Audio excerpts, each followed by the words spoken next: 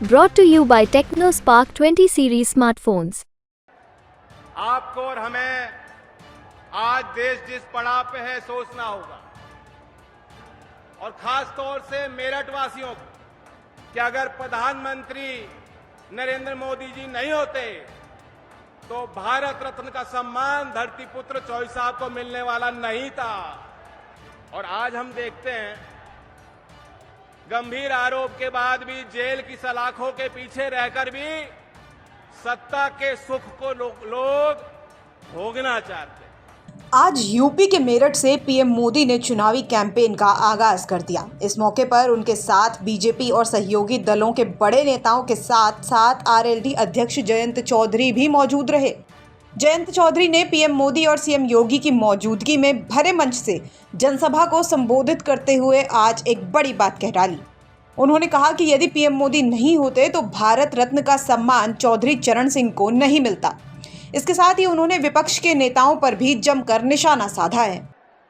आपको और हमें आज देश जिस पड़ाव पे है सोचना होगा, और खास तौर से मेरठ वासियों को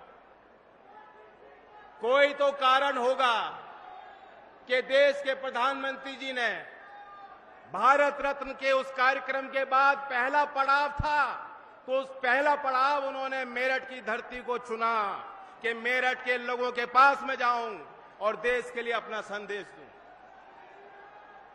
मैं आपको जानकारी भी देना चाहता हूं, कल जब वो समारोह समाप्त हुआ तो अल्प समय व्यक्तिगत मेरी भेंट प्रधानमंत्री जी से हुई, और उस कम समय में भी किसानों के प्रति उनकी चिंताएं उन्होंने जाहिर की। उन्होंने मुझे बताया कि किस तरीके से चौधरी चरण सिंह जी को वो मानते हैं, और मैं समझता हूं कि इसलिए भी हमें खुश होना चाहिए कि ये मेरठ चौधरी साहब की कर्मभूमि है। हम और आप इस बात को जानते हैं कि अगर प्रधानमंत्री नरेंद्र मोदी जी नहीं होते तो भारत रत्न का सम्मान धरती पुत्र चौधरी साहब को मिलने वाला नहीं था। एक किस्सा मैं चौधरी साहब का बताना चाहता हूं। हमीरपुर जिले का 13 मार्च 1962 की तारीख चौधरी चरण सिंह जी गृह मंत्री थे, वहां सर्किट हाउस पे रुके हुए थे। रेडियो का कार्यक्रम चल रहा था। चौधरी साहब ने सुना कि उन्हें पद से हटा दिया गया है, उनसे मंत्रालय ले लिया गया है। गाड़ी सरकारी उनके लिए खड़ी थी, लखनऊ उनको लौटना था। उन्होंने ड्राइवर को कहा मैं सरकारी गाड़ी में नहीं बैठ सकता, इस गाड़ी को वापस आप ले जाइए लखनऊ। ऐसी ईमानदारी चौधरी साहब की थी। और आज हम देखते हैं गंभीर आरोप के बाद भी जेल की सलाखों के पीछे रहकर भी सत्ता के सुख को लोग भोगना चाहते हैं।